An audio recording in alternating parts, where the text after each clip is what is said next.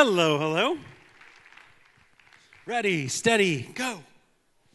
You know, when we're little kids, you can put a couple dots in front of us and we can make connections.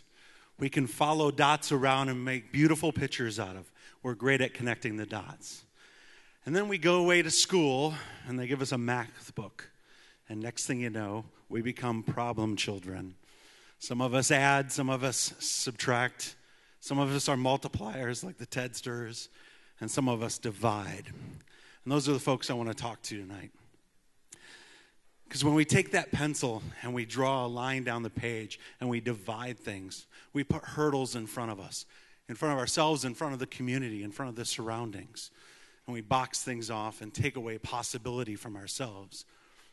Now, I remember when I was a little kid, you'd hear about all these wars in Ireland where you'd have Protestants and Catholics blowing each other up over little scraps of land. And it wasn't even, my dad's bigger than your dad or my God's bigger than your dad. It was my version of God is bigger than your version of our God.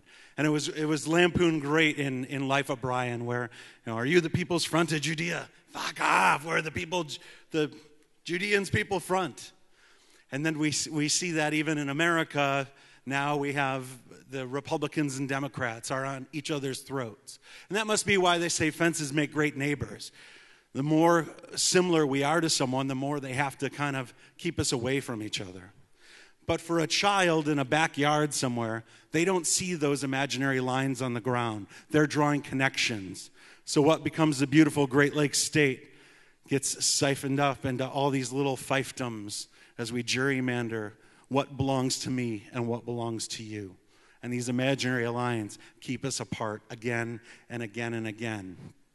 And we see star-bellied sneetches on both sides of 8 Mile Road, where if you're not part of the city, you're not with us. And the suburbs think, oh, I don't need the city, I'm fine without.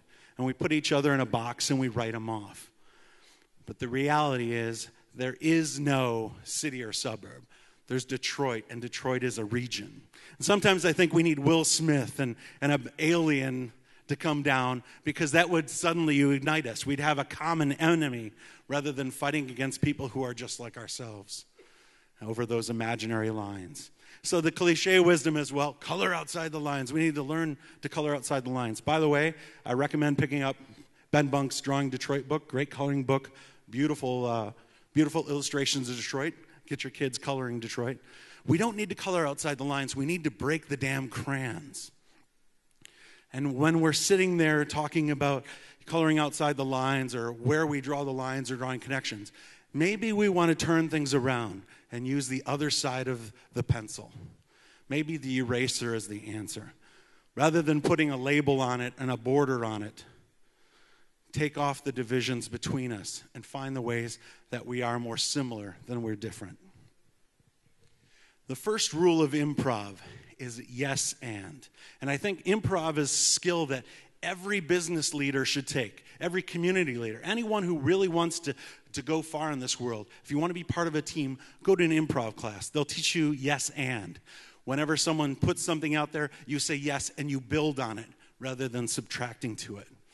So when we erase that line between what's possible and what's impossible, we can create new realities when we ignore these invisible lines. We take those borders and turn them into additions because together we really are remarkable.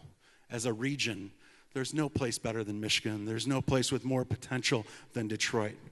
So find ways to draw lines. And if you need to make them more savory, use bacon. Because is there anything bacon can't do?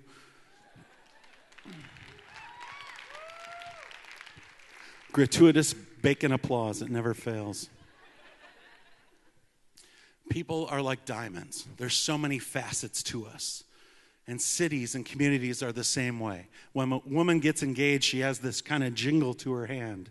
She's catching light in the ring that shines and brings light to all of us. There's a sign over the door at Artist Village in northwest Detroit that says, "My neighborhood is earth. My race is human. My religion is love."